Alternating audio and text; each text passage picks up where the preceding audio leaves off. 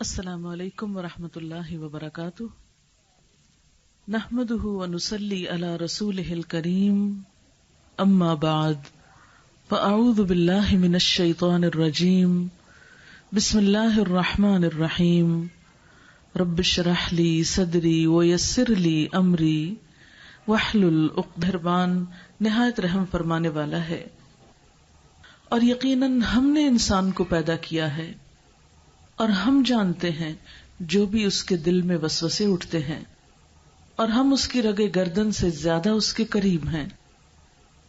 جب دو فرشتے اس کے دائیں اور بائیں بیٹھ کر اس کے اعمال لیتے چلے جاتے ہیں، کوئی لفظ اس کی زبان سے نہیں نکلتا مگر ایک حاضر باش نگران موجود ہوتا ہے۔ اور موت کی بے ہوشی حق لے کر آ پہنچی، یہ وہی چیز ہے جس سے تو بھاگتا تھا، اور سور میں پھونک مار دی جائے گی، یہ ہے دن وعدے کا۔ اور آ گیا ہر شخص کہ اس کے ساتھ ایک ہانک کر لانے والا ہے اور ایک گواہ ہے۔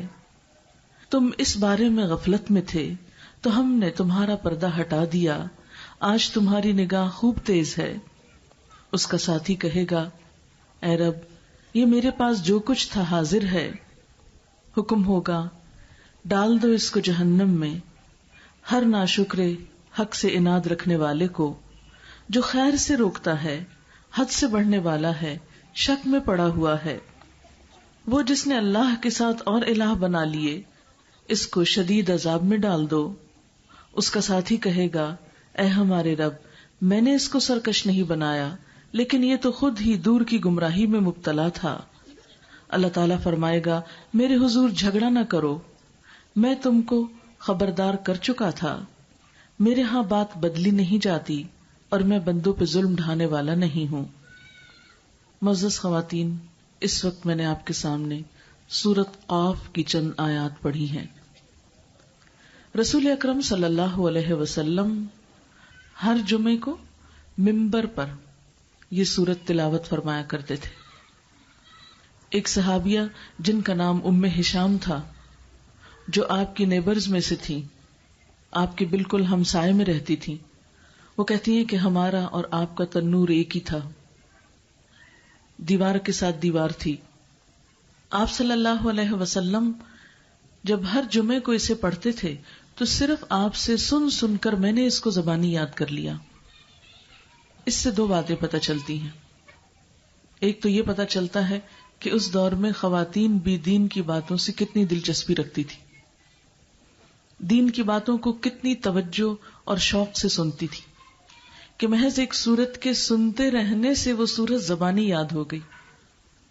آج ہم میں سے کتنی ایسی ہیں کہ جنہوں نے صرف سن سن کر قرآن کا کچھ حصہ یاد کر لیا ہو۔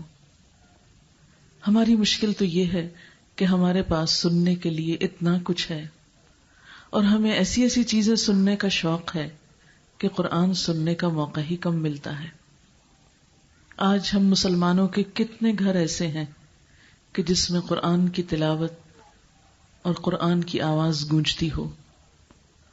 آج ہر گھر میں موسیقی کے تو بے شمار انتظامات ہیں، موسیقی سننے کی تو بے شمار چیزیں موجود ہیں، بے شمار محفلیں ایسی ہیں جن میں لوگ شوق سے اور ذوق در ذوق جاتے ہیں، سنتے ہیں، سناتے ہیں۔ لیکن ہمارے گھرانوں میں کتنے گھر ایسے ہیں کہ جن میں قرآن بھی شوق سے سنا جاتا ہو؟ تو وہ صحابیہ کتنی خوش قسمت تھیں جنہوں نے آپ صلی اللہ علیہ وسلم سے ہر جمعے کو یہ سورت سن کر زبانی یاد کر لی۔ ہم میں سے کتنوں کو یہ زبانی یاد ہے؟ اور پھر یہ سورت کہتی کیا ہے، اس کا مضمون کیا ہے، اور آپ صلی اللہ علیہ وسلم ہر جمعے کو اسے کیوں پڑھتے تھے، کس بات کی یاد دہانی کرانا چاہتے تھے، یہ جاننا بے حد ضروری ہے۔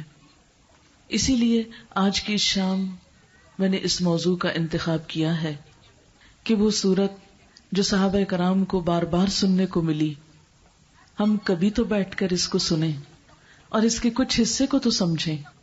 ظاہر ہے ایک سٹنگ میں پوری سورت تو نہیں سمجھی جا سکتی، لیکن اس کا ایک اہم ترین حصہ، آئیے اس پر غور و فکر کرتے ہیں کہ اللہ تعالیٰ ہمیں کتنی بڑی حقیقت سے آشنا کر رہے ہیں. ارشاد باری تعالیٰ ہے وَلَقَدْ خَلَقْنَا الْإِنسَانَ، اور البتہ تحقیق ہم نے پیدا کیا ہے انسان کو. یعنی انسان خود سے خود نہیں بن گیا، اسے اللہ تعالیٰ نے بنایا ہے. اللہ تعالیٰ بندے کو یاد کرا رہے ہیں کہ اے انسان، تو خود سے اپنی مرضی سے دنیا میں نہیں آیا، تجھے کسی بھیجنے والے نے بھیجا ہے، اور وہ اللہ رب العزت ہے. وَلَقَدْ خَلَقْنَا الْإِنسَانَ وَنَعْلَمُ مَا تُوَسْوِسُ بِهِ نَفْسُهُ، اور ہم جانتے ہیں جو اس کے نفس میں، جو اس کے دل میں وسوسے اٹھتے ہیں، جو اس کے دل میں خیالات آتے ہیں، وہ بھی ہمیں پتا ہے. اور کیوں نہ پتا ہو؟ اس لیے کہ سورۃ الملک میں اللہ سبحانہ و تعالیٰ فرماتے ہیں الا یعلم من خلق، کیا وہی نہ جانے کا جس نے پیدا کیا، جس نے بنایا. بنانے والا اپنی مخلوق سے، اپنی تخلیق سے خوب آگاہ ہے. ہماری کوئی بھی چیز اللہ سبحانہ و تعالیٰ سے چھپی ہوئی نہیں، نہ ظاہر کی، نہ دل کی، نہ باطن کی، نہ وہ کام جو ہم سب کے سامنے کرتے ہیں اور نہ وہ کام جو ہم چھپ کے کرتے ہیں. وہ باتیں بھی وہ جانتا ہے جو ہم بلند و بالا آواز سے کرتے ہیں، اور وہ خیالات تک بھی جانتا ہے جو انسان کے دل ہی دل میں رہتے ہیں. مثلاً مجھے نہیں پتا کہ آپ اس وقت کیا سوچ رہے ہیں، آپ کو نہیں خبر کہ میرے دل میں کیا ہے، لیکن میرے اور آپ کے دل کی خبر اللہ رب العزت کو خوب ہے. وَنَعْلَمُ مَا تُوَسْوِسُ بِهِ نَفْسُهُ، انسان کے دل میں جو وسوسے آتے ہیں، جو خیالات آتے ہیں، ان سب کو ہم جانتے ہیں. ہم سے کچھ بھی چھپا ہوا نہیں ہے، کچھ بھی پوشیدہ نہیں ہے. لیکن اس حقیقت کا ہم کتنی دفعہ احساس کرتے ہیں کہ ہمارے دل کی باتیں ہمارے رب کو پتہ ہیں. ہمارا رب ہماری سوچوں سے آگاہ ہے، ہمارے خیالات سے آگاہ ہے، ہمارے جذبات اور احساسات سب اس کو پتہ ہیں. اگر ہمیں اس بات کا احساس ہو تو ہم اپنی بہت سی سوچوں پر بھی پابندی لگا لیں. اسی لیے شاید نبی صلی اللہ علیہ وسلم نے فرمایا تھا کہ اللہ تعالیٰ سے حیا کرو جیسا حیا کرنے کا حق ہے، یعنی اللہ تعالیٰ سے شرمایا کرو. تو لوگوں نے کہا کہ ہم اللہ تعالیٰ سے شرماتے ہیں. آپ نے فرمایا نہیں، ایسے نہیں. اللہ تعالیٰ سے شرمانا یہ ہوتا ہے کہ انسان اپنے سر اور جو کچھ اس میں ہے اس کی حفاظت کرے، اور پیٹ اور جو کچھ اس میں ہے اس کی حفاظت کرے. اب سر میں کیا ہے؟ دماغ، دماغ میں کیا ہے؟ سوچیں. یعنی انسان صرف ظاہری طور پر ہی نہیں بلکہ اپنے دل سے اٹھنے والے خیالات اور اپنے دماغ کی سوچوں پر بھی چیک رکھے کہ انسان ان میں بدگمانی نہ پالے، بری باتیں نہ سوچے، فحش باتیں نہ سوچے، برے خیالات نہ لائے دماغ میں. بلکہ انسان کا ایمان اس وقت مکمل ہوتا ہے جب انسان صرف ظاہری طور پر نہیں اپنے اندر کی صفائی بھی کرتا ہے. یہاں ایک بات یاد رہے کہ بعض خیالات ایسے ہوتے ہیں جیسے وسوسے، ان پر انسان کو طاقت حاصل نہیں ہوتی یا انسان کو ان پہ قدرت حاصل نہیں ہوتی. اسی لیے کسی ایسے خیال پہ پکڑ نہیں ہوگی جو اچانک انسان کے ذہن میں آئے، ادھر سے آئے اور ادھر انسان نکال دے. اسی لیے حدیث میں آتا ہے کہ اللہ تعالیٰ دل میں اٹھنے والے خیالات پہ پکڑے گا نہیں جب تک انسان ان کو زبان پر نہ لائے یا ان پہ عمل نہ کر لے. یعنی اگر ایک برا خیال دل میں آیا لیکن ہم نے اس کو دل میں ہی رکھا، بھلانے کی کوشش کی، زبان پہ نہیں لائے. کیونکہ بعض لوگ ایسے ہوتے ہیں نا کہ اگر ان کے دل میں کوئی وسوسہ آ رہا ہو تو بول کے دوسروں کو بتانے لگتے ہیں. تو جو بری باتیں ہوتی ہیں ان کو بولنا نہیں چاہیے. اس کی وجہ یہ ہے کہ ایک تو انسان کے اپنے اندر پکی ہو جاتی ہے، جو بات آپ سوچ کے بول دیتے ہیں وہ کئی کانوں تک، کئی دلوں تک چلی جاتی ہے، وہ گواہ بن جاتے ہیں. پہلے آپ پہ ایک تک تھی، اب کیا ہوا؟ سب تک چلی گئی. اس لیے اس پر آپ کو پابندی لگانا ہے. دوسری چیز یہ کہ انسان اپنی سوچ کے پیچھے چل نہ پڑے، عمل نہ شروع کر دے اس پر. اسی لیے آپ دیکھیے کہ کسی مسلمان کے بارے میں برا سوچنا، بدگمانی کرنا، اسے بھی منع کیا گیا ہے. کسی سے حسد رکھنا، کسی کے بارے میں برا ہی سوچنا جسے نیگیٹو تھنکنگ کہتے ہیں، منفی خیالات، ہر ایک پہ شک کرنا، ہر ایک کو بری نظر سے دیکھنا، ہر ایک کے اندر خامیاں ہی تلاش کرنا، پھر اس کی نفرت دل میں پال کے رکھنا، پھر وہی باتیں بولنا. ہمیں اپنے دل اور دماغ کی، اپنے خیالات کی حفاظت کے لیے کیوں کہا گیا؟ اس لیے کہ یہ خیالات ہی دراصل ہمارے عمل کی بنیاد بنتے ہیں. ہم جیسا سوچتے ہیں وہی بولتے ہیں، کیونکہ جو دل میں آتا وہی بولتے ہیں نا. یہ تو نہیں ہو سکتا دل میں کچھ ہو زبان پہ کچھ ہو. ٹھیک ہے کبھی کبھی چالاکی عیاری کرتے ہیں لوگ کہ منافقت برتتے ہیں، دل میں کچھ زبان پہ کچھ، لیکن عام طور پر کیا ہوتا ہے جب انسان روزمرہ کی گفتگو کر رہا ہوتا ہے، جو دل میں خیال آ رہا ہوتا ہے وہی بولے چلے جا رہا ہوتا ہے. تو عموماً زبان سے نکلی ہوئی بات دل کی مخبری کرتی ہے کہ اندر کیا ہے، اس کی عکاسی کرتی ہے، اس کو نمایاں کر دیتی ہے. اور پھر انسان جو کچھ بولتا رہتا ہے، جو کچھ دوسروں سے کہتا رہتا ہے، بعض اوقات اس پر عمل بھی شروع کر دیتا ہے. اسی لیے اللہ سبحانہ وتعالی نے قرآن پاک میں سورۃ الحجرات میں کیا فرمایا؟ یا ایھا الذین آمنوا اجتنبوا کثیرا من الظن فإن بعض الظن اثم. اے لوگو جو ایمان لائے ہو، بہت زیادہ گمان کرنے سے پرہیز کرو. یعنی دوسروں کے بارے میں منفی باتیں زیادہ نہ سوچا کرو. ان بعض الظن اثم، کیونکہ بعض گمان بھی گناہ ہوتے ہیں، بعض سوچیں گناہ پر مبنی ہوتی. مثلا شرک کا تعلق سوچ سے ہی تو ہے کہ اللہ کے ساتھ کوئی اور بھی الہ ہے، کوئی اور بھی ہماری مشکل حل کر سکتا ہے، کوئی اور بھی ہماری حاجت پوری کر سکتا ہے، کوئی اور بھی ہمیں رزق دے سکتا ہے، اولاد دے سکتا ہے. اسی کو تو شرک کہتے ہیں. اور یہ انسان کے خیال سے ہی تعلق رکھتا ہے. انسان جیسے سوچتا ہے پھر ویسے ہی کام بھی کرنے لگتا ہے. فَإِنَّ بَعْضَ الظَّنِّ اثم، منافقت بھی گناہ ہے. منافقت کا تعلق بھی سوچ سے ہوتا ہے، دل میں کچھ زبان پہ کچھ. پھر اسی طرح دوسرے کے بارے میں برا سوچنا، کسی کو دوسرے سے بات کرتے دیکھی رائی کا پہاڑ بنا لیا، اور پھر اس کے فوراً بعد کیا شروع ہوتا ہے؟ تجسس شروع ہوتا ہے. اسی لیے قرآن پاک میں ساتھ ہی کیا فرمایا گیا؟ وَلَا تَجَسَّسُوا، تجسس مت کرو. یعنی اگر دل میں کسی کے بارے میں کوئی برا خیال آ ہی گیا ہے تو آگے بڑھ کے اب ٹو نہ لینا شروع کر دو. کیوں؟ اس سے انسان کا بڑا نقصان ہوتا ہے.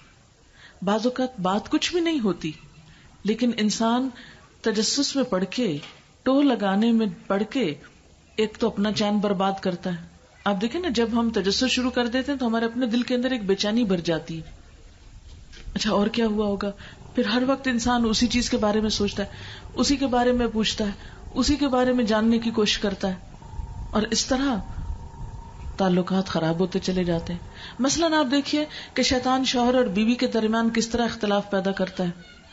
بیوی کے دل میں خیال ڈالے گا تمہارا شوہر وفادار نہیں، پتہ نہیں کس وقت اور شادی کر لے. اب وہ ہر وقت خوف میں مبتلا ہے، ہر وقت سنگن لیتی رہتی ہے. اچھا میرا شوہر کہاں کس سے بات کر رہا ہے، کہاں جا رہا ہے، کون آ رہا ہے، کس کا فون آ رہا ہے. اب اس کو اور کوئی بات نہیں سوچ رہی، وہ سارا وقت شوہر ہی کی مخبری کر رہی.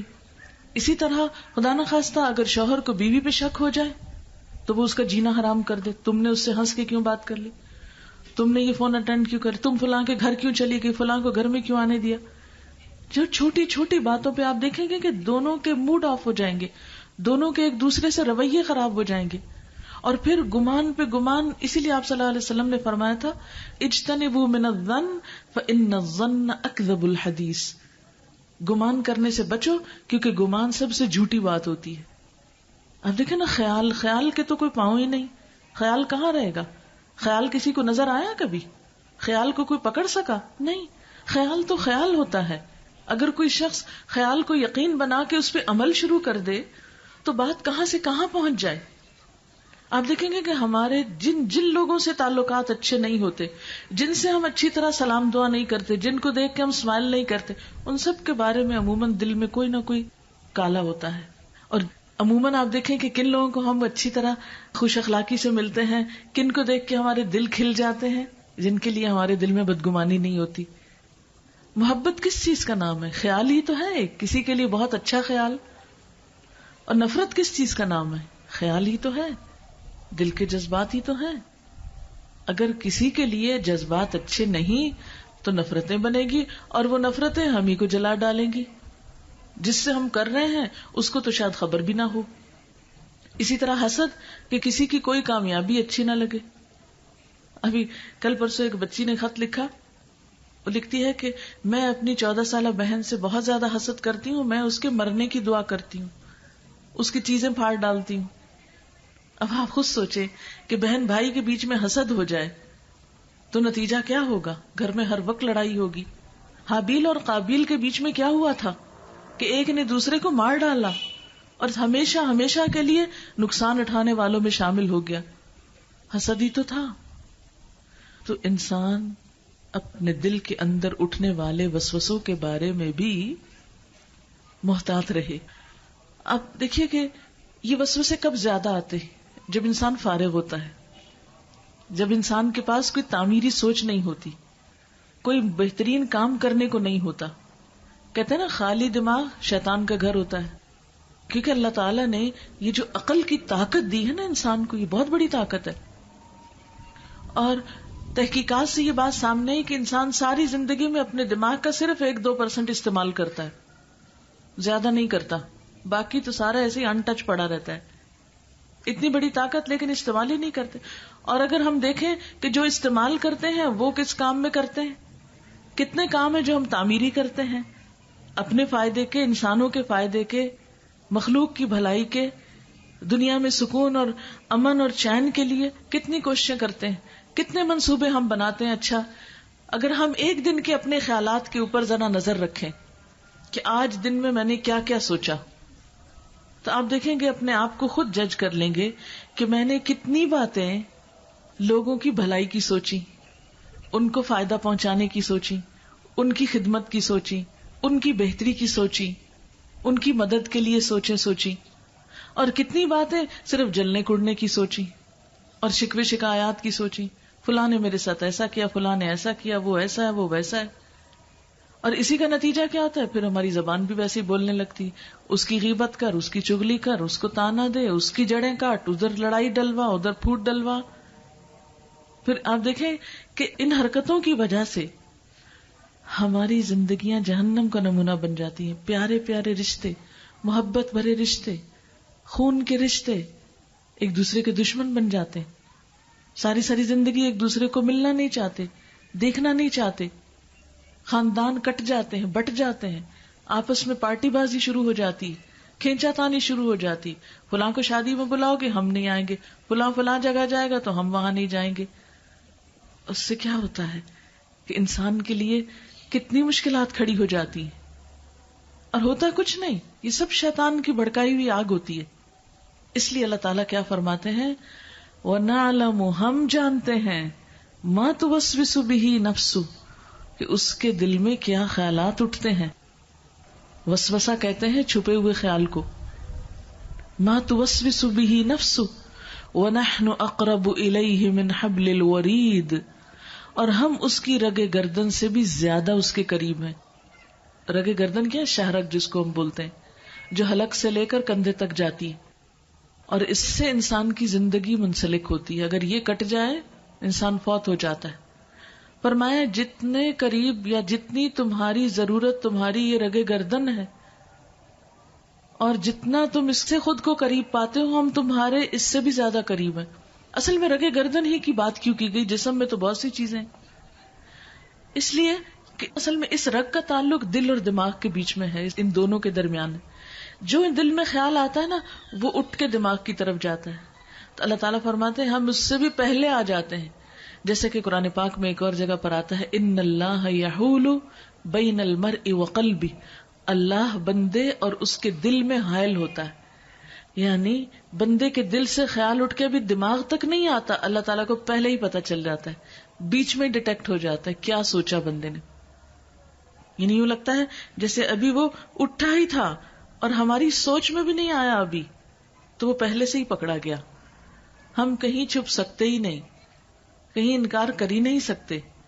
اب آپ دیکھیں نا کہ اگر کسی کو بھی ہمارے دل کی باتیں پتہ چل جائیں، ذرا تھوڑی دیر کے لیے سوچیں، مثلاً آپ کسی کے بھی پاس بیٹھے، کسی سے بھی مل رہے ہیں، وہ تو آپ کی صرف ظاہری حالت دیکھ رہا ہے.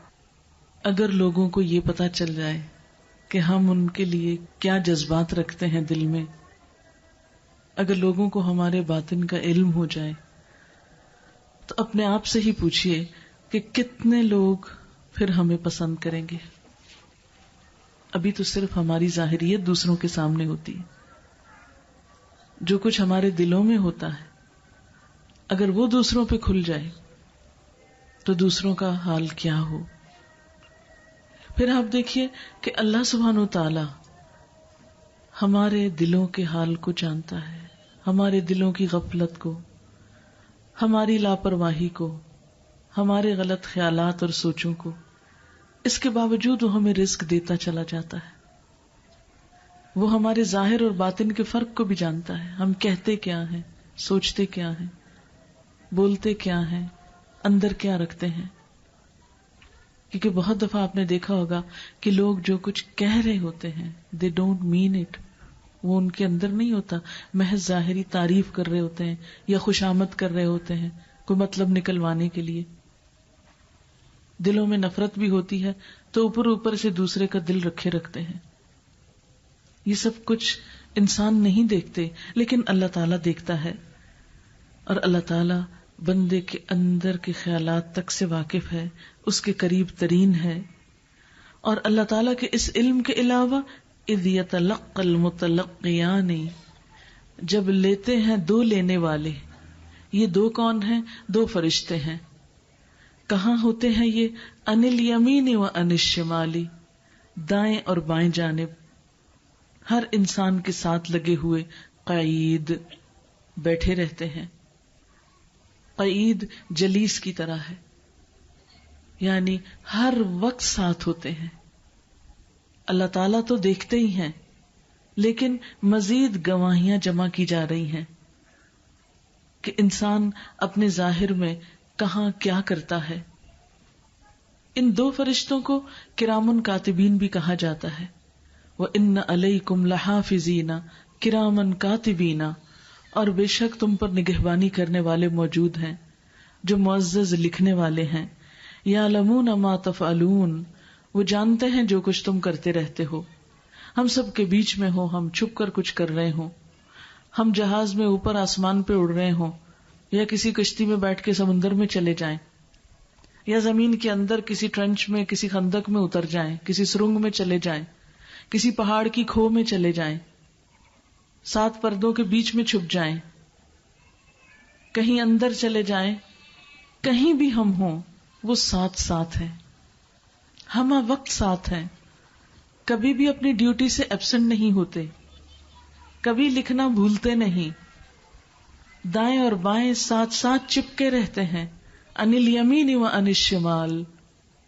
اب آپ دیکھیں کہ اگر ہمیں کسی وقت احساس ہو کہ کوئی شخص ہمیں دیکھ رہا ہے یا کوئی ہمارا پیچھا کر رہا ہے تو ہمارے دل کا حال کیا ہو.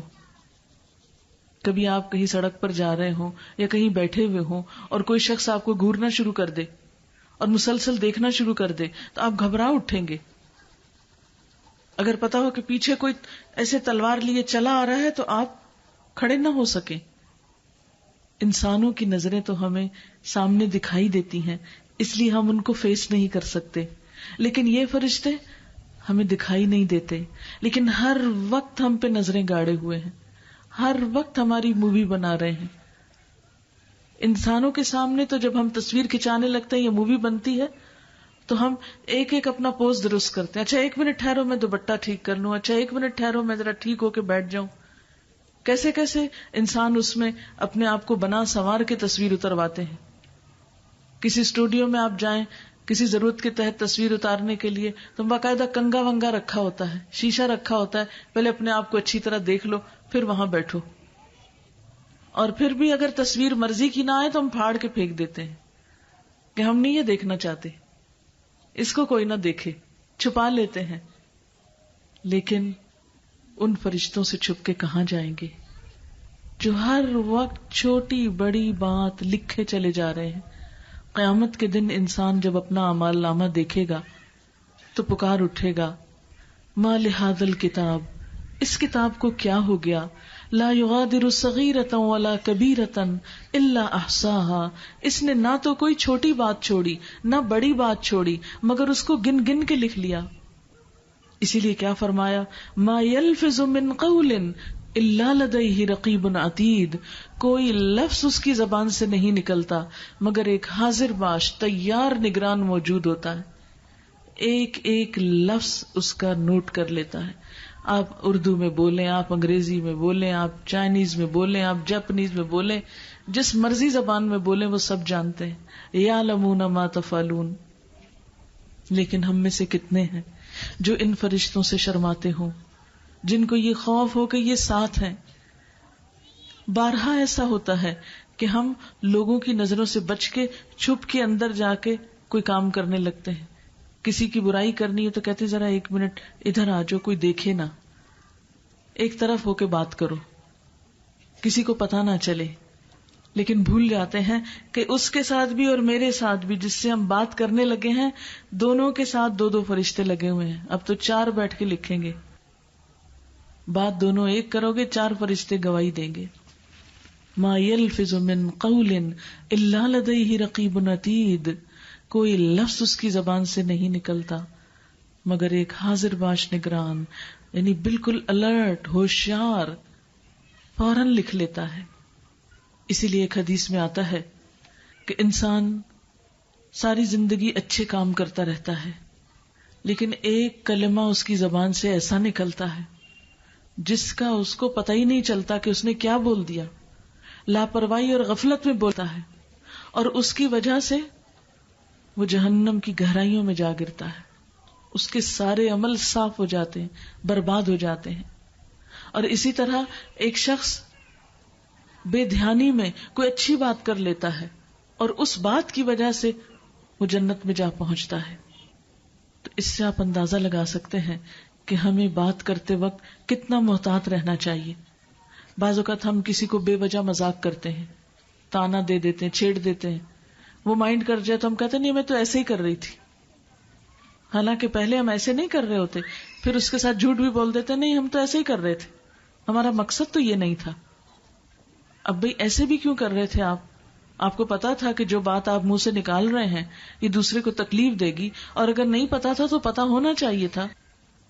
کیونکہ مسلمان تو ہے ہی وہ المسلم من سلم المسلمون من لسانہ ویدہ، مسلمان وہ ہوتا ہے جس کے ہاتھ اور زبان سے دوسروں کو تکلیف نہ پہنچے، دوسرے محفوظ رہیں. تو ما یلفظ من قول الا لدیہ رقیب عتید، کوئی لفظ اس کی زبان سے نہیں نکلتا مگر ایک حاضر باش نگران لکھنے کو موجود ہوتا ہے.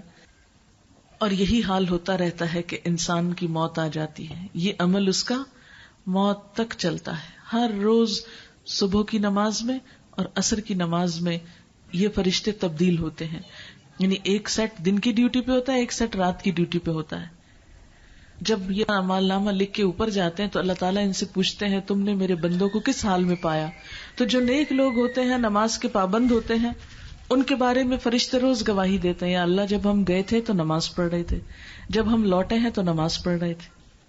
لیکن جو لوگ فجر اور عصر کی نمازوں میں غفلت برتتے ہیں، ان کے فرشتے ان کے بارے میں کیا کہتے ہوں گے کہ یا اللہ صبح جب ہم گئے تھے ڈیوٹی پر تو سو رہے تھے وہ فجر کی نماز قضا کر کے، اور شام کو جب ہم واپس آئے تو دوپہر کی نیند سوئے تھے اور عصر بیچ میں چلی گئی ان کی.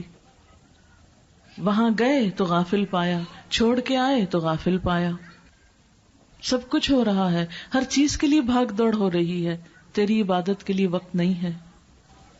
جس نے پیدا کیا، جس نے سب کچھ دیا، جس نے ہر نعمت دی، کیا اسی کے لیے وقت نہیں ہے؟ اسی کو یاد نہیں کریں گے، اسی کے آگے نہیں جھکیں گے، اسی کو راضی اور خوش نہیں کریں گے، جبکہ واپس بھی اسی کے پاس جانا ہے. اور آج جن حقیقتوں کے بارے میں ہم بے خبر ہوتے ہیں، کل انہی کو فیس کرنا ہے. وجاءت سکرۃ الموت بالحق، اور آ گئی موت کی بے ہوشی حق لے کر. یعنی موت کا وقت جب انسان کی نظر دنیا سے پھر جاتی ہے، جب ہم کہتے ہیں نا بس نگاہیں پھر گئی ہیں، نظر ٹک گئی ہے، یعنی اب وہ نہیں دیکھتا ہمیں. ایک وقت آتا ہے مرنے والے پر جب وہ دنیا کی چیزوں سے بے نیاز ہو جاتا ہے، اس کے سامنے سب کچھ ہوتا ہے مگر وہ دیکھ نہیں پاتا. پھر روح چلی جاتی ہے تو آنکھیں بند کر دی جاتی ہیں. اب اس وقت اس کو کیا نظر آتا ہے؟ دوسرا جہان. وہ ساری باتیں جن کے بارے میں وہ غفلت میں تھا، جن کے بارے میں وہ سوچتا نہیں تھا، آج وہ سب کچھ نظر آنے لگا. کیونکہ موت کے فرشتوں کے آنے سے ہی پتا چل جاتا ہے کہ اب آگے کیا ہوگا.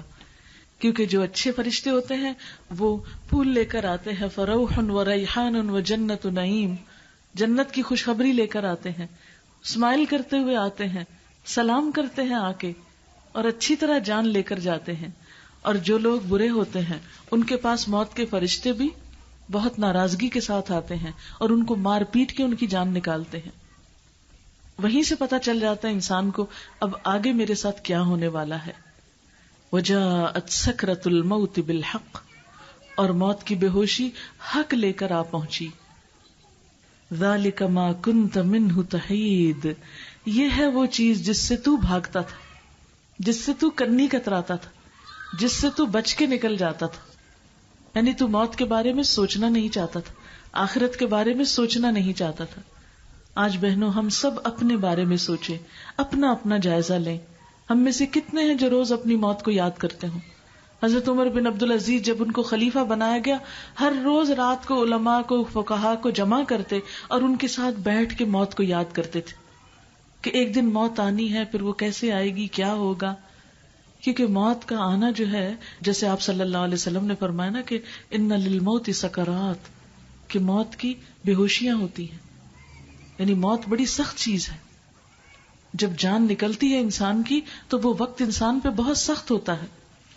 نبی صلی اللہ علیہ وسلم پر جب آخری وقت تھا تو تاریخ کی کتابوں میں آتا ہے کہ آپ کے پاس پانی کا پیالہ رکھا ہوا تھا اور آپ بار بار اس میں ہاتھ ڈال کے اپنے چہرے پہ پھیرتے تھے. پیشانی پہ پسینہ آ رہا تھا. تو بات یہ ہے کہ وہ وقت بڑا نازک وقت ہوتا ہے، ہر شخص کو اس سے گزرنا ہے اور وہاں سے ہی فیصلہ ہو جائے گا کہ کون کہاں پہنچنے والا ہے، کس نے اپنی اس زندگی کو اچھے کاموں میں استعمال کر لیا اور اب آگے جا کر اس کے لیے خوشخبریاں ہی خوشخبریاں، اور کون ہے بدبخت جس نے اپنی یہ زندگی جو صرف ایک بار ملی ہے اس کو گنوا دیا، ضائع کر دیا، اس کی طرف سے غفلت میں رہا اور موت کا تو ذکر سننا ہی نہیں چاہتا تھا. آج آپ دیکھیں کوئی موت کی بات کرے تو ہم کہتے ہیں چپ رہو چپ رہو، ایسی باتیں مت کیا کرو.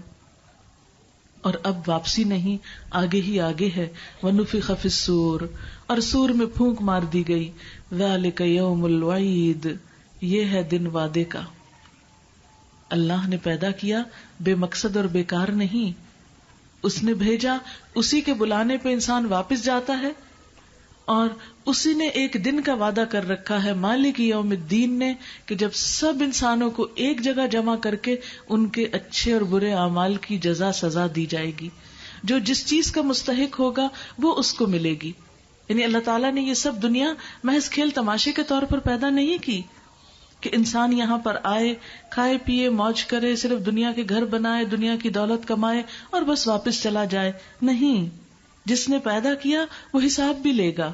خلق الموت والحیات لیبلوکم ایکم احسن عملا، اس نے موت اور زندگی کو بنایا تاکہ تمہارا امتحان لے کہ تم میں اچھے کام کون کرتا ہے. ایکم احسن عملا، کس کے عمل سب سے اچھے ہیں. آج ہم سب اپنا اپنا جائزہ لے کہ کیا واقعی ہمارے عمل ایسے ہیں کہ قیامت کے دن جب ہم اللہ کے حضور حاضر ہوں تو ہم سرخرو ہو سکیں. کیا واقعی ہمارا اعمال نامہ ایسا ہے کہ جسے لے کر ہم لوگوں کو کہیں ہاں اقرؤ کتابیہ، آؤ میری کتاب پڑھو، آؤ دیکھو میں نے کیسے اچھے اچھے کام کیے.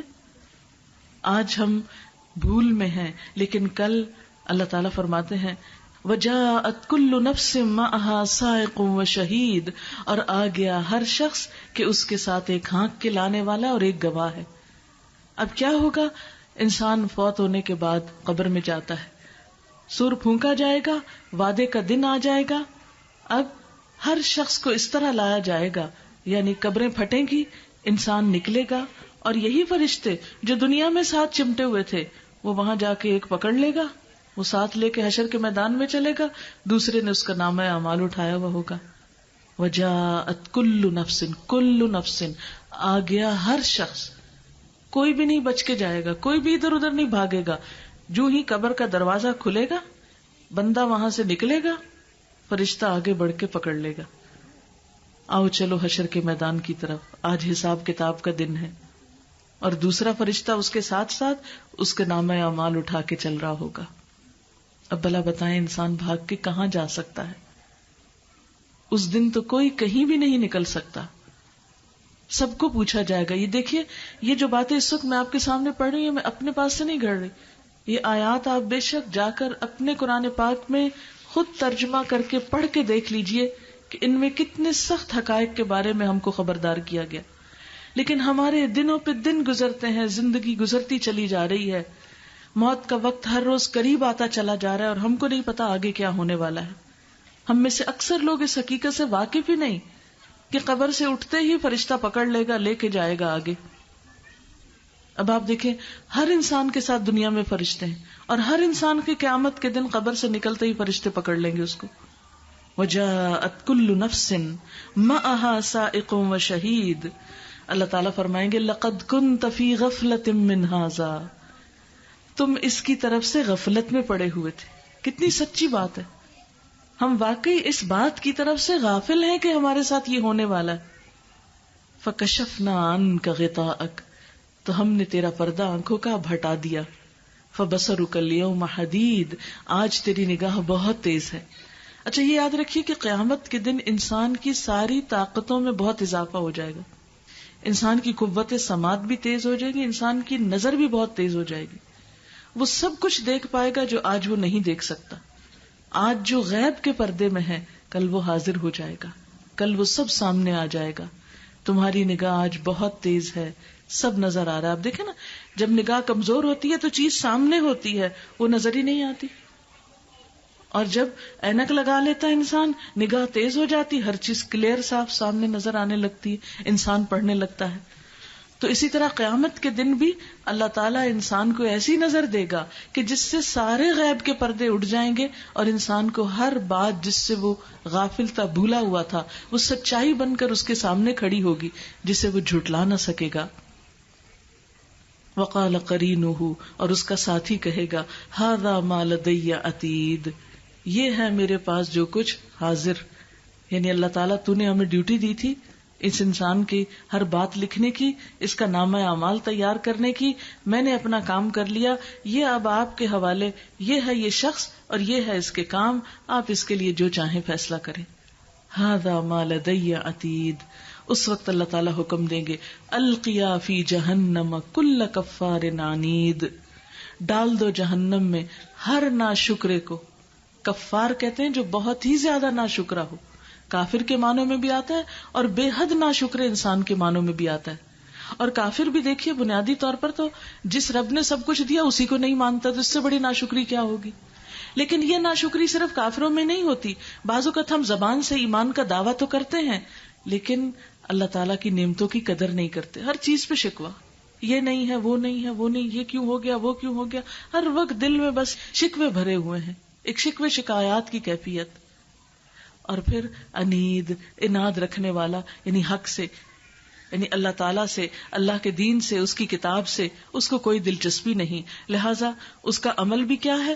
مناع للخیر. وہ خیر کے کاموں سے روکتا بھی ہے، خود بھی اچھے کام نہیں کرتا، دوسروں کو بھی نہیں کرنے دیتا. اور آج کتنے افسوس کی بات ہے کہ ہمارے اپنے معاشرے کے اندر ایسے لوگ موجود ہیں جو لوگوں کو دین کی طرف جانے سے روک دے. کہتے ہیں تم بھی ملا بننے جا رہے ہو، تمہیں بھی یہ دورہ پڑ گیا. نماز پڑھنے کا مذاق اڑائیں گے، مسجد جانے والوں کا مذاق اڑائیں گے، داڑھی والوں کا مذاق اڑائیں گے، نماز پڑھنے والے اور خیر کے کام کرنے والوں کا مذاق اڑائیں گے. اور پھر آپس کی زدم زدی اور ایک تفرقہ بازی کی وجہ سے وہ اس مسجد میں نہ جائے، وہ اس کے درس میں نہ جائے، وہ اس کے پاس نہ جائے، وہ یہ کتاب نہ پڑھے، وہ نہ کرے. ایک دوسرے کو خیر سے روکتے ہیں، بعض اوقات نیکی کے کاموں سے روکتے ہیں. مناع للخیر، یعنی اس کو نہ تو خود خیر سے دلچسپی، کوئی اور کرنے لگے اس کی بھی ٹانگیں کھینچتے ہیں، تم بھی نہ کرو. معتدن، حد سے بڑے ہوئے، یعنی اپنی خواہشات نفس پوری کرنے میں. مریب، شک میں پڑے ہوئے، کیونکہ جس کو یقین ہو کہ یہ ساری باتیں سچی ہیں، پھر ہو نہیں سکتا کہ وہ خود بھی قرآن سننے سے رکے اور دوسروں کو بھی روکے. جس کو یہ یقین نہیں کہ اللہ نے پوچھنا ہے، حساب لینا ہے، جزا سزا ہے، قیامت ہے، جنت دوزخ ہے، وہی یہ سب کچھ کر سکتا ہے. الذی جعل مع اللہ الہا آخر، جس نے اللہ کے ساتھ دوسرے الہ بنا رکھے. اب آپ دیکھیں، جب ایک طرف اللہ کا حکم آتا ہے اور دوسری طرف ہماری خواہش نفس آتی ہے، ہم کس کی پیروی کرتے ہیں؟ کس کو فالو کرتے ہیں؟ جو دل میں آتا ہے وہ کرتے ہیں، اپنی مرضی کا پہنتے ہیں، چاہے اللہ کا حکم کچھ بھی ہو. اب آپ دیکھیے خواتین کے لیے اللہ تعالیٰ کا حکم قرآن پاک میں کیا موجود ہے. اول تو ہم پڑھتے ہی نہیں، اگر پڑھیں بھی تو کہتے ہیں یہ پرانے وقتوں کی باتیں ہیں. ہر مسلمان عورت کو پتا ہے کہ اللہ نے اس کے لیے حجاب کا حکم دیا ہے، لیکن ہم پردے سے کتنی نفرت کرتے ہیں، پردے والوں سے دور بھاگتے. مسلمان ہو کر اتنا افسوس ہوتا ہے کہ مسلمان بیٹیاں، مسلمان مائیں، مسلمان عورتیں اللہ کے حکم سے بھاگتی ہیں کہ یہ نہیں کر سکتے، باقی سب کر لیں، نماز پڑھ لیں گے، حجاب نہیں کر سکتے، اپنے آپ کو ڈھانک نہیں سکتے. حالانکہ اگر انسان سوچے تو یہ نمائش کس کے لیے؟ غیر مردوں کے لیے. کیوں؟ کس لیے آخر؟ دوسروں کو کیوں دکھائیں؟ اور پھر آپ دیکھیں کہ عورت کا حسن، عورت کی زینت اس کے شوہر کے لیے ہے، غیر مردوں کے لیے نہیں ہے. وہ معمولی چیز نہیں کہ شو پیس کی طرح ہر کوئی اس کو دیکھے. ہم کیوں بھلا شو پیس کی طرح بازار میں نکلیں کہ ہر نگاہ ہماری طرف اٹھے؟ ہم کیوں اتنے اٹریکٹیو بنے ہر ایک کے لیے؟ یہ ایک مسلمان عورت کو زیب نہیں دیتا. اس لیے اپنی مرضی کا نہیں، اللہ کی مرضی کا پہننا ہے. اپنی مرضی کی باتیں نہیں، شادی بیاہ اپنی مرضی کا نہیں، اللہ کی مرضی کے مطابق. یعنی زندگی صرف یہ اسی چیز کا نام نہیں کہ ہم چند عبادتیں کر لیں. اللہ کی عبادت صرف مسجد میں نہیں ہوتی، اللہ کی عبادت عین بازار میں بھی ہوتی ہے. جب انسان حلال حرام کا فرق کرتا ہے، جائز ناجائز کی تمیز کرتا ہے، حق حلال کی چیز بیچتا ہے، حرام سے بچتا ہے، دوسرے کا حق نہیں مارتا، دھوکے، ملاوٹ اور فریب سے پرہیز کرتا ہے، کیونکہ رزق حلال جو ہے اس کی کوشش عین عبادت ہے. تو اسی طرح جہاں بھی ہو انسان، وہاں اللہ کی اطاعت میں ہی اس کا وقت گزرے. خواہ وہ کوئی بھی جگہ ہو، کوئی بھی محفل ہو، کوئی بھی مجلس ہو، اس سے کیا فرق پڑتا ہے؟ کیونکہ ہر جگہ فرشتے ساتھ ہیں، ہر جگہ اللہ تعالیٰ ساتھ ہیں، ہر جگہ دل کے خیالات اس کی نظر میں ہیں. ہم انتہائی خوشی کے عالم میں ہوں، انتہائی غصے کے عالم میں ہوں، اللہ تعالیٰ تو ہر جگہ دیکھتا ہے. وہ تو ہر جگہ اس کے فرشتے لکھ رہے ہیں، ہر وقت مووی بن رہی ہے، کسی وقت ہم ان کو بھگا ہی نہیں سکتے. شاید اسی لیے اللہ تعالیٰ نے ان کو جیتے جاگتے انسانوں کی طرح نہیں بنایا. اگر تو وہ ہماری طرح کے انسان ہمارے ساتھ لگے ہوئے ہوتے نا، دو سپاہیوں کی طرح، تو ہم تو پکڑ کے مار کے ان کا کام ختم کر دیتے کہ چھوڑو ہماری جان، ہمیں کرنے دو ہماری مرضی. لیکن اللہ تعالیٰ نے بھی ایسا انتظام کیا کہ ساتھ ساتھ بھی رکھے. قرآن میں بتا دیا ساتھ ہیں تمہارے، لیکن ہماری پہنچ سے باہر رکھے. ہم ان پکڑیں، دیکھیں، کہیں نہیں ہاتھ آتے، کچھ کہیں، مارے، کچھ کریں، کچھ بھی اثر نہیں، ہاتھ سے بالا کر دیے، دور کر دیے. اور کیا ہے، ہم یاد رکھیں یا نہ، ہم مانیں یا نہ، ہم سوچیں یا نہ، وہ ساتھ ہیں، وہ سب لکھ رہے ہیں، وہ سب بتا رہے ہیں، اللہ تعالیٰ کے پاس لے جا کے اعمال نامہ جمع کرا رہے ہیں. اس لیے ہم میں سے ہر ایک کا اپنا بھلا ہے اگر اس بات کا احساس رکھیں. اس لیے جو شخص اللہ کے مقابلے میں کسی اور کو لے آتا ہے، کسی اور کی بات مانتا ہے، تو اللہ تعالیٰ اس سے سخت غضبناک ہوتا ہے، اور اس کے نتیجے میں جو قید خانہ اس نے بنا رکھا ہے، جہنم کو قید خانہ کہا گیا نا، وہ اس قید خانے میں اس کو ڈالے گا، عذاب شدید میں اس کو ڈالے گا.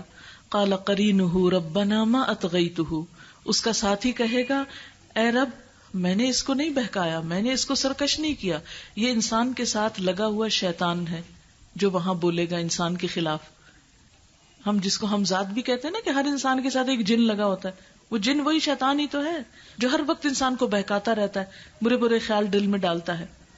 یہ شیطان اتنا بے وفا ہے، جا کے اللہ کے حضور انسان کے حق میں نہیں خلاف گواہی دے گا، کہے گا اللہ میں نے نہیں اس کو سرکش کیا تھا، ولیکن کان فی ضلال بعید، یہ تو خود دور کی گمراہی میں تھا، میں نے تو صرف اس کے دل میں خیال ڈالا تھا. یہ خود وہی کرنا چاہتا تھا جو میں نے اس کو سجھایا، اس لیے اس نے میری بات فوراً مان لی. میں نے اس کے دل میں برائی کا، غلط کام کرنے کا وسوسہ ڈالا. اب آپ دیکھیں جتنے بھی ہم غلط کام کرتے ہیں نا، پہلے ہمارے دل میں خیال آتا ہے، اور ہم اس خیال سے بعض اوقات اتنے مغلوب ہو جاتے ہیں کہ جب تک ہم وہ کام کر لینے ہم کو چین ہی نہیں آتا. آپ دیکھیں کتنے ہی حرام کام ہوتے ہیں نا، اس پہ دل مچل اٹھتا ہے، اور جب تک کر نہ لے، مثلاً ہمارے دل میں کسی کے خلاف کوئی بدگمانی آ گئی، کوئی غصہ آ گیا تو غصہ کس کی طرف سے پتا ہے نا سب کو، سب جانتے ہیں شیطان کی طرف سے. اچھا اب غصہ آ گیا، جب تک ہم نکال نہ لیں ہم کو چین نہیں آتا نا، ہم امن سے بیٹھ ہی نہیں سکتے. اب نکال تو دیا ہم نے، برا بھلا کہہ تو دیا دوسروں کو، لیکن حکم کس کا مانا، خوش کس کو کیا، شیطان کو. کل قیامت کے دن جب انسان کا اعمال نامہ دیکھا جائے گا اور اس کے سارے کرتوت، تو شیطان بڑھ کے بولے گا یا اللہ یہ میرا نہیں قصور، ما اطغیتو، میں نے نہیں اس کو کہا تھا یہ کرو، لیکن یہ تو خود ہی یہ سب کرنا چاہتا تھا اس لیے یہ کرتا چلا گیا. قال اللہ تختصموا لدی، اللہ تعالیٰ فرمائے گا یہاں مت جھگڑو میرے پاس کھڑے ہو کے. وقد قدمت الیکم بالوعید، میں تو تم کو پہلے سے ہی وعید سنا چکا، خبردار کر دیا تھا. کیوں؟ اس لیے کہ جب شیطان بولے گا تو انسان بھی الزام تراشی شروع کر دے گا. نہیں اللہ اسی نے مجھے بہکایا تھا، وہ میرے دوست نے بہکایا، فلاں نے، ہمارا تو معاشرہ ہی بگڑا ہوا تھا، ہمارا تو گھرانہ ہی خراب تھا، ہمارے تو والدین نے ہم کو کچھ نہیں سکھایا، ہمارے تو استادوں نے کچھ نہیں بتایا. تو انسان جھگڑنا شروع کر دے گا. اللہ تعالیٰ فرمائے گا یہاں جھگڑے مگڑے مت کرو، میں نے دنیا میں سب تم کو بتا دیا تھا کہ تمہیں کس طرح زندگی بسر کرنی، اس لیے وہاں جھگڑنے کا بھی کوئی فائدہ نہ ہوگا. وقد قدمت الیکم بالوعید، میں تو تم کو پہلے سے ہی خبردار کر چکا تھا، وعید سنا چکا تھا. ما یبدل القول لدی وما انا بظلام للعبید، میرے حضور بات بدلی نہیں جاتی اور میں بندوں پہ ظلم ڈھانے والا نہیں ہوں. جو کوئی جو کچھ لے کر آیا ہے اسی کے مطابق بدلہ ملے گا. یوم نقول لجہنم هل امتلأت، جس دن ہم جہنم سے پوچھیں گے کیا تو بھر گئی، وتقول هل من مزید، اور وہ کہے گی کیا کچھ اور بھی ہے. یعنی اتنے ڈالے جائیں گے، اتنے ڈالے جائیں گے کہ اللہ تعالیٰ پوچھیں گے اب تو بھر گئی، وہ کہے گی اور بھی ہے، ابھی تو ہے کافی جگہ. حدیث میں آتا ہے پھر اللہ تعالیٰ اس پہ اپنا پاؤں رکھ دیں گے جب وہ کہے گی بس بس. ایک اور جگہ پر آتا ہے تکاد تمیز من الغیظ، یعنی غصے کے مارے جوش کھا رہی ہوگی، شدت غضب سے پھٹی جاتی ہوگی.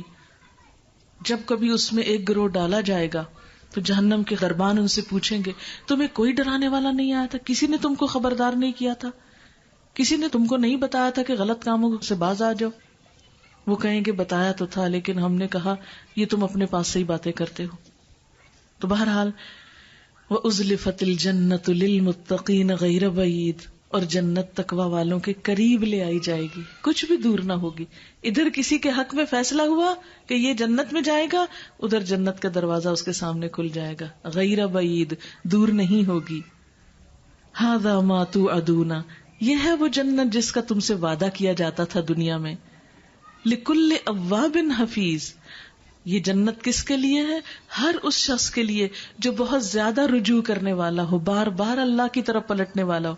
اچھا بار بار کیوں پلٹنا ہے؟ اس لیے کہ بار بار جو ہم پھسلتے ہیں، ادھر نیت اچھی کی ادھر پھر پھسل گئے، ادھر کرنے لگے کچھ ادھر پھسل گئے. اب یہ ہے کہ پھسلنے والا وہاں گر نہ پڑے، پھر اٹھ کھڑا ہو، پھر کہ نہیں اللہ تعالیٰ غلطی ہوئی، پھر پلٹ آئے، پھر پلٹ آئے. تو جنت ایسے لوگوں کے لیے ہے جو ساری زندگی سٹرگل کرتے رہتے ہیں، نفس کھینچتا ہے، شیطان کھینچتا ہے، لوگ کھینچتے ہیں، لیکن انسان اپنے آپ کو کھینچتا رہے اور اللہ کی طرف رجوع کرتا رہے. حفیظ، حفاظت کرنے والا، اپنی زبان کی، اپنے کانوں کی، اپنی آنکھوں کی، اپنے خیالات کی، اپنے دل میں اٹھنے والے وسوسوں کی، ہر چیز کی حفاظت کرنے والا. کوئی اور کچھ کہے یا نہ کہے لیکن یہ اپنے آپ کو بچا کے رکھے. من خشی الرحمن بالغیب، جو رحمان سے غائبانہ طور پہ ڈرے. وجاء بقلب منیب، اور لے آئے دل رجوع کرنے والا. یعنی صرف ظاہر سے ہی رجوع نہ ہو بلکہ دل سے رجوع ہو، دل پلٹے بار بار، دل نہ پھسلے. ادخلوها بسلام، داخل ہو جاؤ اس جنت میں سلامتی کے ساتھ. ذالک یوم الخلود، یہ ہے دن ہمیشگی کا. اب ہمیشہ کی زندگی شروع ہو گئی، اب جنت المأوا میں پہنچ گئے، یہی تمہارا ٹھکانہ ہے. زندگی تو اب شروع ہوئی. یہ دنیا تو امتحان کی جگہ ہے، لیکن ہم کتنی بڑی بھول میں ہیں. ہم میں سے کتنے ہیں جو اس کا امتحان سمجھے؟ ہر چیز کا امتحان ہے. مال کہاں سے کماتے ہو، کہاں خرچ کرتے ہو، جو علم حاصل کرتے ہو عمل کیا کرتے ہو، وقت کن کاموں میں لگاتے ہو، آنکھوں سے کیا دیکھتے ہو، کانوں سے کیا سنتے ہو، زبان سے کیا بولتے ہو، لوگوں کے حقوق کتنے لیتے دیتے ہو. یہ سب چیزیں امتحان ہیں. اولاد امتحان ہے، مال امتحان ہے، بیوی بچے آزمائش ہیں. کہ انسان ان کے بیچ میں رہتے ہوئے کتنا اللہ کو یاد کرتا ہے. اسی لیے جنت میں جانے والے جنت میں جا کے کیا کہیں گے کہ انا کننا من قبل فی اہلنا مشفقین، کہ ہم اس سے پہلے اپنے گھر والوں کے اندر ڈرتے ہوئے زندگی بسر کرتے تھے. اللہ کا خوف تھا ہمارے اندر، ہم گھر میں بھی بیٹھ کے لوگوں کی نظروں سے بچ کے بھی کوئی غلط کام نہیں کرتے تھے. لہم ما یشاؤون فیہا، ان کے لیے اس میں وہ سب کچھ ہوگا جو وہ چاہیں گے. ولدینا مزید، اور ہمارے پاس اور بھی زیادہ ہے. یعنی تمہاری تو خواہشات بھی ختم ہو جائیں گی، اتنا کچھ مل جائے گا کہ تم کہو گے سبھی کچھ مل گیا، اب تو کچھ بھی نہیں بچا. دنیا میں یہ وقت کبھی نہیں آتا کہ انسان کہے کہ سب کچھ مل گیا، لیکن وہاں انسان کیا کہے گا؟ اور کیا چاہیے؟ سب کچھ مل گیا. ولدینا مزید، اور ہمارے پاس مزید بھی ہے. اور وہ مزید کیا ہوگا؟ للذین احسنوا الحسنى وزیادہ، وہ لوگ جنہوں نے اچھے کام کیے ان کے لیے اچھائی ہے اور زیادہ. اس کی تفسیر میں آتا ہے کہ یہ اللہ تعالیٰ کا دیدار ہوگا، اللہ کی رضامندی ہوگی، جسے پا کر انسان خوش ہو جائیں گے، آنکھیں ٹھنڈی ہو جائیں گی، اور یہ ہر نعمت سے بڑی نعمت ہوگی. لیکن اللہ تعالیٰ کا یہ دیدار ان خوش نصیب لوگوں کے لیے ہوگا جو دنیا میں اللہ سے ڈرتے ہوئے اپنے صرف ظاہر نہیں اپنے دلوں کی بھی حفاظت کرتے ہیں. صرف ظاہری ہی اوڑھ کے نیک نہیں نظر آتے، بلکہ دل بھی اچھے رکھتے ہیں، دوسروں کے لیے خیر خواہی رکھتے ہیں، اپنے آپ کو نفرت حسد سے پاک کرتے ہیں. لیکن یاد رکھیے یہ دل جب صاف ہوتے ہیں جب ان کی دھلائی ہوتی رہے، جب ان کا زنگ دور ہوتا رہے، اور وہ قرآن ہی کرتا ہے. اس لیے ہم سب کے لیے ضروری ہے کہ ہم ایسی محفلوں میں شریک ہوا کریں، ایسے علم کے ساتھ واسطہ رکھے کہ جس سے ہماری دھلائی اور صفائی ہوتی رہے. اگر ہمیں کپڑے دھونے کی ضرورت ہوتی ہے، اگر ہمیں خود نہانے کی ضرورت ہوتی ہے، تو کیا ہمارے دلوں کو دھونے کی ضرورت نہیں ہوتی؟ اس کی بھی ضرورت ہوتی ہے، لیکن عموماً ہم اس کی طرف سے غفلت کا شکار ہوتے ہیں. تو اللہ تعالیٰ سے دعا ہے کہ وہ ہماری غفلتوں کو دور کرے اور ہمیں بہترین علم عطا کرے کہ جس سے ہمارے دل میں اللہ کی خشیت پیدا ہو اور اس کی طرف رغبت ہو. اللہ تعالیٰ ہمارا مددگار ہو. وآخر دعوانا ان الحمد للہ رب العالمین. سبحان اللہ والحمد للہ ولا الہ الا اللہ واللہ اکبر ولا حول ولا قوة الا باللہ العلی العظیم. اللہم صل علی محمد وعلی آل محمد کما صلیت علی ابراہیم وعلی آل ابراہیم انک حمید مجید. اللہم بارک علی محمد وعلی آل محمد کما بارکت علی ابراہیم وعلی آل ابراہیم انک حمید مجید. ربنا آتنا فی الدنیا حسنۃ وفی الآخرۃ حسنۃ وقنا عذاب النار. ربنا لا تزغ قلوبنا بعد اذ ہدیتنا وہب لنا من لدنک رحمۃ انک انت الوہاب. ربنا ہب لنا من ازواجنا وذریاتنا قرۃ اعین وجعلنا للمتقین اماما. یا اللہ پاک جو کچھ ہم نے پڑھا ہے اپنی رحمت سے قبول فرما. یا اللہ اس کو ہمارے دلوں میں اتار دے، ہمارے خیالات کا حصہ بنا دے. ہمیں تقوی والی زندگی عطا کر، ہمیں اپنے اعمال نامے کی فکر کرنا سکھا. یا اللہ ہماری زبان سے غلط لفظ نہ نکلا کریں. یا اللہ تو ہماری زبان کی حفاظت فرما. یا اللہ ہمارے دلوں کی حفاظت کر. یا اللہ ہمارے مال، بچوں اور سب چیزوں کی حفاظت فرما. یا رب العالمین تو ہماری اولاد کو ہماری آنکھوں کی ٹھنڈک بنا، انہیں نیکی کے راستے پہ چلا، انہیں ہدایت عطا فرما. یا رب العالمین تو ہمارے والدین پر اپنی رحمت فرما، ان کے درجات بلند فرما. ہمارے دوستوں، عزیزوں، رشتہ داروں سب پر اپنی رحمت فرما. یا اللہ جنہوں نے اس مجلس کا اہتمام کیا ہے انہیں اس کی بہترین جزا عطا فرما. ہم سب سے اس کوشش کو قبول فرما. جو بہنیں یہاں آئی ہیں ان کا آنا، یہ وقت لگانا اپنے راستے میں قبول کر لے. ربنا تقبل منا انک انت السمیع العلیم وتب علینا انک انت التواب الرحیم. وصلی اللہ تعالی علی خیر خلقہ محمد وعلی آلہ واصحابہ واہل بیتہ اجمعین برحمتک یا ارحم الراحمین. الہی آمین. یہ ایک چھوٹی سی اناؤنسمنٹ کرنا چاہوں گی، مجھے یاد آ گیا. ابھی میں بات کر رہی تھی نا کہ انسان کے خیالات کس سے بدلتے ہیں؟ جیسی مجلس میں انسان بیٹھتا ہے، جو بات سنتا ہے، جو پڑھتا ہے، ویسا ہی دھیان ہوتا چلا جاتا ہے. تو یہ کچھ کیسٹس ہیں، اگر آپ ان کو سنیں تو انشاءاللہ آپ کا خیال اللہ تعالیٰ کی طرف اور زیادہ جائے گا. مثلا آیت الکرسی ہم میں سے اکثر پڑھتے ہیں، تو اس میں ہم نے ریپیٹڈلی مختلف قاریوں کی آواز میں آیت الکرسی ٹیپ کی ہے، پھر اس کا ترجمہ بھی ہے، تفسیر بھی ہے کہ اس کا فائدہ اور فضیلت کیا ہے اور یہ آیت الکرسی ہمیں کیا سکھاتی ہے. پھر اسی طرح اللہ تعالیٰ کے خوبصورت نام ہیں، ہم اللہ کی محبت کا دعویٰ کرتے ہیں لیکن نام نہیں پتا. پھر اسی طرح انسان اللہ کا محتاج ہے، اس کے بارے میں ہے. پھر اللہ تعالیٰ کا تعارف ہے، اللہ نور السماوات والارض، کیونکہ اللہ تعالیٰ کو جتنا پہچانیں گے نا اتنی ہی محبت اس کی دلوں میں زیادہ آئے گی. پھر یہ کہ ہم قرآن کیوں پڑھیں، کیا وجہ ہے. پھر اسی طرح شراب اور جوئے کے بارے میں ہے. پھر آگ سے بچاؤ خود کو، گھر والوں کو، یعنی بچوں کی تربیت کے بارے میں ہے. پھر درود شریف کی فضیلت ہے، اللہم صلی علی محمد. پھر یہ کہ ہماری نماز ہم کو کیا سکھاتی ہے، ہم نماز پڑھتے رہتے ہیں لیکن یہ نہیں پتا کہ کیوں پڑھ رہے ہیں. پھر یہ کہ رشتہ داروں کے ساتھ اچھا سلوک کرنے کے بارے میں، کیونکہ لوگوں کو عموماً شکایت ہوتی ہے ایک دوسرے سے، تو عدل، احسان اور صلہ رحمی پر ہے. پھر آپس میں شوہر بیوی کے اچھے تعلقات ہیں، خوشگوار باہمی تعلقات. پھر جادو، حقیقت اور اس کا علاج. بہت سے لوگوں کو وہم ہوتا ہے ہم پہ جادو ہو گیا، جب تک حقیقت ہی نہیں پتا کہ جادو ہے کیا چیز تو کیسے پتا چلے، انسان خود بھی پہچان نہیں پاتا.